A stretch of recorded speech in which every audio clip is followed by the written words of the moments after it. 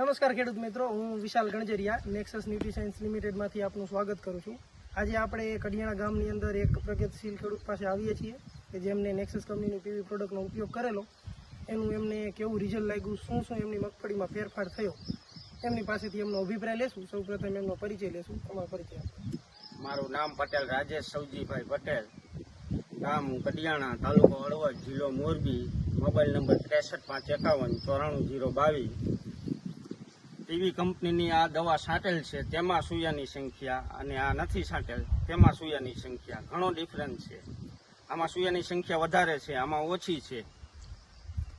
અને તમે છાંટ્યા પછી કેટલા દિવસે આનું રિઝલ્ટ તમને જોવા મળેલું? આ 10 થી 12 દિવસ થયેલા છે। 10 થી 12 દિવસમાં તમને આટલું સૂયાનો ફેરફાર લાગ્યો, તો બીજા ખેડૂતોને પીવીનો ઉપયોગ કરવો હોય તો તમે શું ભલામણ કરશો? આ સૂયાની સંખ્યા વધારે છે એટલે આ દવા સૂયા માટે સારી છે। દોડવાની સંખ્યા વધે છે, ઉત્પાદન સારું આવે।